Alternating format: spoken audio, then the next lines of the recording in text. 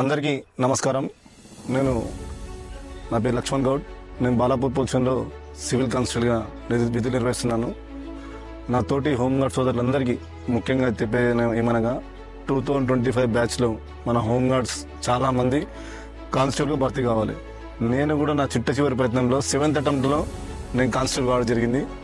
నేను 2020 బ్యాచ్లో ఒక్క మార్కుతో మిస్ అయినందుకు ఆ ఒక్క మార్కు కోసం 4 సంవత్సరాలు వెయిట్ చేసిన. అందుకోసమే మీరందరూ నా తోటి హోంగార్డ్ సోదరులందరూ దయచేసి ఒక్క సంవత్సరం 2025 బ్యాచ్లో కానిస్టేబుల్ భర్తీ కావాలి. ఎందుకంటే హోంగార్డ్స్కు చాలా మందికి యాక్సిడెంట్ అవుతున్నాయి, లేకపోతే ఇంట్లో ఫ్యామిలీ ప్రాబ్లమ్స్ కానీ ఇంట్లో ఆర్థికంగా ఇబ్బందులు చాలా అందరికీ ఉంటాయి. కాబట్టి ప్రతి ఒక్కరూ నా మాటిని ఇది ఒక్కసారి ఆరోగ్యం కాపాడుకొని రన్నింగ్ మంచిగా మొదలుపెట్టి లాంగ్ జంప్, షార్ట్ పుట్ దయచేసి వీటిలలో మనం వచ్చి, ఎందుకంటే ఎస్సీ వాళ్ళకు 60 మార్కులకు, బీసీ వాళ్ళకు 70 మార్కులు, 71 మార్కులు, ఓసీ వాళ్ళకు 80 మార్కులకు జాబ్ వస్తుంది. కాబట్టి దయచేసి ప్రతి ఒక్కరు ఈ ఒక్కసారి నా మాట విని ఈ గట్టిగా ప్రిపేర్ అయ్యి మన భర్తీ కావాలని మనస్ఫూర్తిగా కోరుకుంటున్నాను.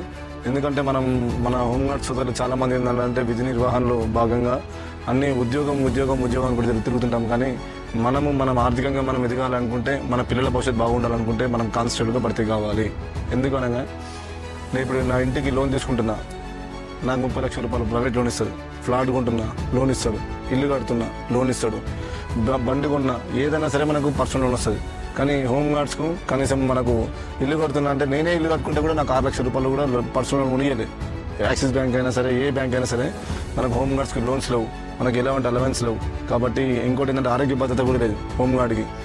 మన తోటి ఉద్యోగం చచ్చిపోయినా మనకి ఏం కూడా ఆర్థికంగా మనం ఏం సపోర్ట్ చేయలేకపోతాం. మనమే తోటి అందరం సాయం చేసుకొని డబ్బులు ఇవ్వడం జరుగుతుంది. కాబట్టి నాకు ఏమైనా యాక్సిడెంట్ అయినా సరే ఆరోగ్య భద్రత ఉంటుంది. ఆరోగ్య భద్రత మీద 10 లక్షల వరకు క్లెయిమ్ చేసుకోవచ్చు మనం. కాబట్టి నా తోటి హోంగార్డ్స్ సోదరులందరూ ఈ ఒక్క సంవత్సరం 2020 సంవత్సరం లక్కీ సంవత్సరం. కాబట్టి మీరందరూ దయచేసి నా ఒక్క మాట విని, పోయినసారి 19 మంది 69 మార్కులతో పోయినాం. అయినా ఏమనుకున్నా ఒక్క మార్కుతో జాబ్ అయింది, నాకు రాదులే అనుకున్నా. నన్ను ఎగతాలు చేసిన చాలా మంది వాళ్ళు కూడా చాలా మంది ఉన్నారు. కానీ నేను మళ్ళీ ఒక్క మార్కు గురించి 4 సంవత్సరాలు వెయిట్ చేసిన.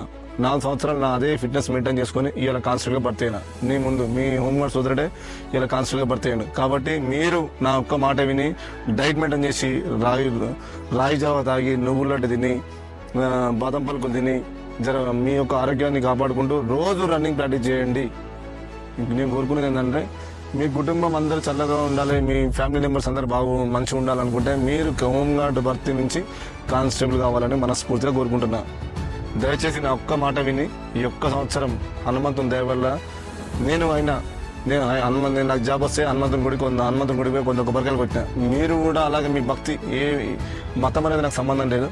మీరు ఎవరైనా సరే దయచేసి గ్రౌండ్ ప్రాక్టీస్ చేసేటప్పుడు గ్రౌండ్లో పోయిన తర్వాత ఫస్ట్ భూమాతను మొక్కి, ఎందుకంటే నువ్వు ఎలాంటి చిన్నప్పుడు నువ్వు తల్లి కడుపు నుంచి వచ్చిన తర్వాత నీ బరువు మొత్తం మోసేది భూతల్లే. కాబట్టి చచ్చిపోయిన తర్వాత కూడా లాస్ట్ భూతల్లిలో పడిపోతావు నువ్వు ఎంత పెద్ద అధికారి అయినా కానీ. కాబట్టి నువ్వు కంపల్సరీ హోంగార్డ్ సోదరులు దయచేసి కానిస్టేబుల్ కావాలని మనస్ఫూర్తిగా మొక్కుతుంటా.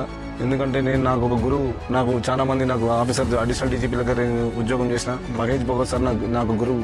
ఆ సారు నువ్వు కష్టపడి సంపాదిస్తే దాన్ని హోదా వేరే లక్ష్యం అని చెప్తే, నేను ఒకసారి సార్ నాది ఇట్లా 1 మార్క్ జాబ్ అయింది అంటే బెటర్ నెక్స్ట్ టైం అని చెప్పిండు. అంటే మళ్ళీ నెక్స్ట్ టైం ట్రై చేయమన్నాడు. మన Chauhan sir, additional DGP sir, ఆ సార్ నాకు 15 డేస్ టైం ఇచ్చిండు. ఆ 15 డేస్లో నేను వినియోగించుకున్నా. ఇంకోటి చైతన్యపూర్ సిఏ గారు, రవికుమార్ సిఏ గారు కూడా నాకు చాలా మంచి నన్ను ఏం చేసిందంటే ఐఏఎస్ ఇన్స్టిట్యూట్ అని జాయిన్ చేయించి, కోచింగ్ జాయిన్ చేయించి వారం ఎగ్జామ్ రాయమని చెప్పిండు. వారం ఎగ్జామ్ రాసినందుకే నాకు వారం ఎగ్జామ్ రాసినందుకు నా టాలెంట్ ఏంటో నాకు తెలిసింది. కాబట్టి మీరు కూడా ఎగ్జామ్స్ రాసి మీరు కూడా మీ యొక్క ప్రతిభను బయట తీయండి. ఫస్ట్ మెయిన్ రన్నింగ్ మొత్తం అలవాటు చేసుకోండి. దయచేసి అందరికీ హోంగార్డ్స్ అందరికీ దయచేసి చెప్తున్నా, ఈ ఒక్క సంవత్సరం కష్టపడండి భయ్యా. అందరికీ జై శ్రీరామ్.